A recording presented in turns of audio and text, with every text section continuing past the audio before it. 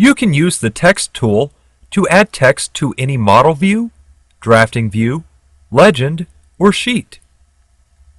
Since you will likely use the Text tool quite often, it is available on the Quick Access toolbar. This tool is also located on the Annotate ribbon in the Text panel. When you start the Text tool, Revit displays the Modify Place Text contextual ribbon. The Format panel contains tools to control the formatting of text, while the Tools panel contains tools for checking spelling and finding and replacing text. When you place text, you have the option of including a leader or not. If you include a leader, it can be a one-segment line leader, a two-segment line leader, or a curved leader. You can also control the placement of the leader in relation to the text, and these can be controlled separately when the leader is placed to the left of the text or to the right of the text. For example, right now, this is set to place leaders at the top left and bottom right. You can also control the alignment of the text so that it's left, center, or right aligned. After text has been placed, you can make selected text bold, italic, or underlined. You can also create a list note by selecting a paragraph format, either before you begin to type the text or after the text has been added to the view.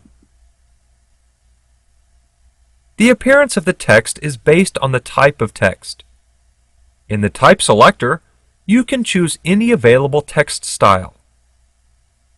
In this project, I've already got two text styles available, which are based on their font style and text height. You can also click Edit Type to open the Type Properties dialog. Click Duplicate to create a new text style, and then assign it the desired properties. I'll click Cancel to close this dialog.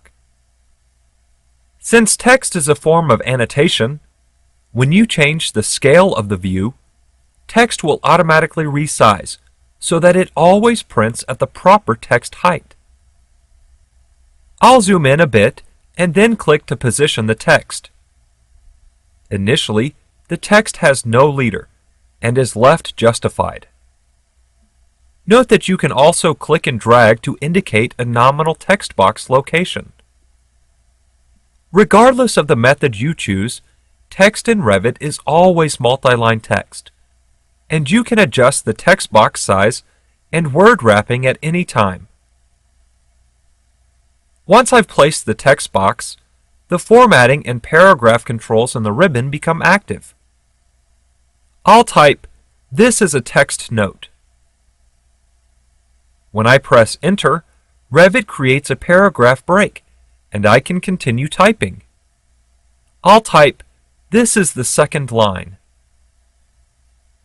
To create another text object in a different location, simply click anywhere outside the text field to complete that text entry, and then click in another location to start a new text element. When I move the cursor below the first text box, Revit displays an alignment line so that I can keep text entries neatly aligned. I'll click and then type, "This is a second text note." I'll click outside the text box to complete that entry, and then either press Escape twice or click Modify to end the command. I'll select the first text item. You can use the grip in the upper left to move the text, the grips on the left or right to change the width of the text field, which can change the word wrapping, and the grip in the upper right to rotate the text. In the Format panel, you can click these tools to add straight or arc leaders to the left or right, and use these tools to change the text alignment. For example, I'll make the text right aligned. When I click in the text box and select some of the text, I can make that text bold, italic, or underlined.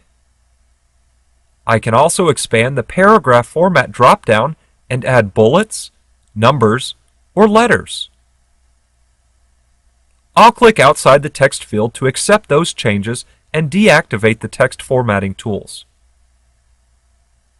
In the Properties palette, the left attachment and right attachment values match those in the Format panel. The horizontal alignment property also appears there. When I click in that field in the Properties palette, I can expand the drop-down and change the alignment back to left justified. The Keep Readable checkbox is selected.